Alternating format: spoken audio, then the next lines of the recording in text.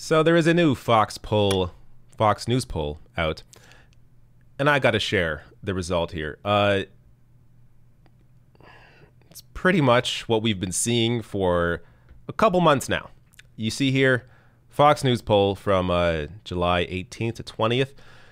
Pennsylvania, Biden up by 11 points, 50-39. Minnesota, Biden up by 13 points, 51-38. And Michigan, Biden up by 9 points, 49-40. Trump is in a real hole right now. And this is the kind of hole that is not just temporary. Now, of course, yes, things can change. Miracles can happen. But by and large, you look at the impact that the coronavirus has had on millions of Americans. You look at the numbers. Maybe I'll bring up, I didn't plan this here, but maybe I'll bring up the numbers right now compared to other countries. You look at something like this, where clearly there's a difference here between the US and other countries. This is daily new confirmed COVID-19 cases per million people, the rolling 7-day average. Now, recently it's come down a little bit. So, yay, it's coming down. But look at the friggin' gap here. You got Mexico, Canada, France, the UK, Italy. I always link to these sources below the video, so when I cut this out of the live stream later, you can check it out yourself. But you can add countries to this. I think Brazil comes close to where the US is. In fact, I'll show you right now. Because guess what? Brazil also run by a neo-fascist. So you got two far-right leaders here. And, wow, they're back up. Jesus.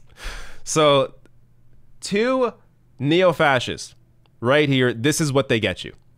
Because they don't actually care about people. And Americans are beginning to recognize that. Including in very important swing states. So not even just nationally, which I will show you here.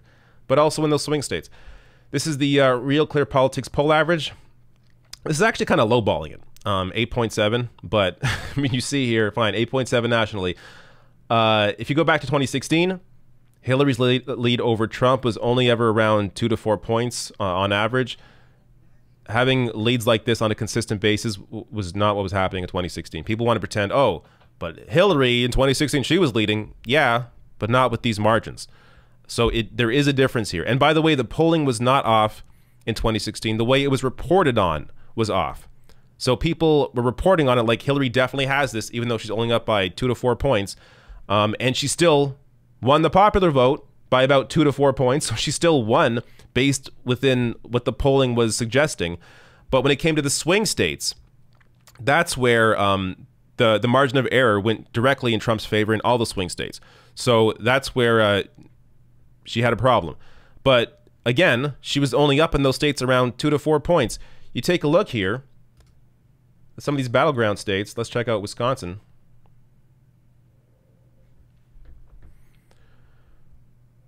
Biden, on average, up by 6. And we can go through it. I mean, I think he's up in Florida as well, which is, you know, a red state. Biden up by 7 in Florida on average. A recent Quinnipiac poll has him up by 13 in Florida. So we're talking about, Florida's a red state. It is a deeply red state. You know, sure, you got Miami there, but for the most part, Florida's a red state. And Biden is just dominating. I mean, I think Arizona, he may even be leading in Arizona as well. And Texas is also really close. So Biden is leading in Arizona by 2.8 points. I'm not sure if they have, I don't see Texas here, but actually maybe we can get Texas down here. See what Texas looks like. This one's going to be a lot closer. Trump likely in the lead. We will see. Oh my God. Trump on average is leading, but only by 0.2 points in Texas. And Biden doesn't have the Latino support that Bernie Sanders had. So imagine Bernie. I'm not to get to a side conversation here, but Bernie would be leading in Texas right now. But it's really close with Biden in Texas. So look, this is my only worry right now with this election. I don't trust the Trump administration to have a fair election. When it comes to voter suppression, when it comes to trying to play some tricks afterwards, after he loses. They're going to try something. You already see Trump in interviews talk about basically discussing how he thinks the election is going to be rigged by mail-in voting. So who knows what they're going to do with that. So that is where my worry is, meaning you have to overwhelm the vote. And I understand Biden is not a good candidate. Anybody with half a brain knows that Biden is not somebody you really want running the country. But he ain't a fascist.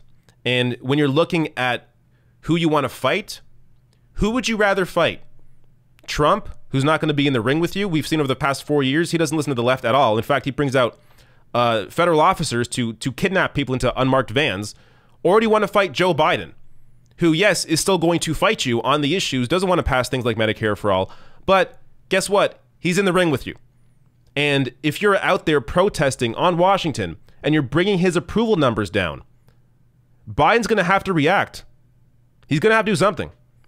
So this is why I'm excited about the idea of Biden being president. Not because I'm excited about him, but I'm excited about the kind of movement that could be used against him to put pressure on him to do something. So you got to think about the fight that way. You're not picking who you like. You're picking which fighter you want to go up against. And in that case, you have to overwhelm the vote because you know the Trump administration is going to try and pull something.